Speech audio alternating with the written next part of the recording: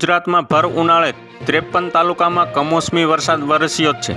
જ્યારે રાજ્યમાં પડેલા વરસાદમાં સાંજ 6 વાગ્યાથી 8 વાગ્યા દરમિયાન સૌથી વધુ વરસાદ નોંધાયો છે, જેમાં ભાવનગરના શિહોરમાં સૌથી વધુ 1.5 ઇંચ વરસાદ વરસ્યો છે।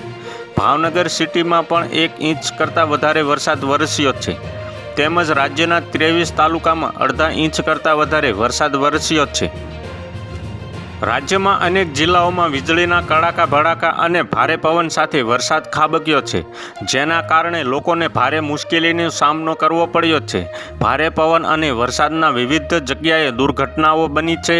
ભારે પવનના કારણે લોકોને વૃક્ષો અને વીજળીના થાંભલા ધરાશાયી થયા છે, જેના કારણે ઘણા લોકોને હાલાકીનો સામનો કરવો પડ્યો છે। અમદાવાદના વિવિધ વિસ્તારોમાં કમોસમી વરસાદ શરૂ થયો છે। અમદાવાદ શહેરમાં સાંજના સમયે વાતાવરણમાં અચાનક પલટો આવ્યા બાદ રાત્રિના 10 વાગ્યા બાદ વીજળીના કડાકા ભડાકા અને ભારે પવન સાથે વરસાદ શરૂ થયો છે। અમદાવાદના નારોલ, લાંભા, ઘાટકોડિયા, પ્રહલાદનગર, સેટેલાઇટ સહિત પશ્ચિમ વિસ્તારોમાં કરા સાથે વરસાદ શરૂ થયો છે।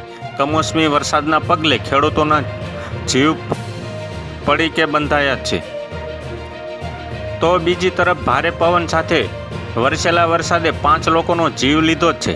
ધોળકામાં રિક્ષા પર હોર્ડિંગ પડતા રિક્ષા ચાલકનું તો આણંદમાં દિવાલ પડતા વૃદ્ધાનું મોત નીપજ્યું છે। બીજી તરફ વીરનગરમાં વીજળી પડતા ખેડૂતનું મોત અને ખેડામાં પણ વૃક્ષ પડતા મહિલાનું મોત નીપજ્યું છે। આ તરફ ઠાસરા તાલુકામાં વૃક્ષ ધરાશાયી થતાં એક મહિલાનું મોત નીપજ્યું છે।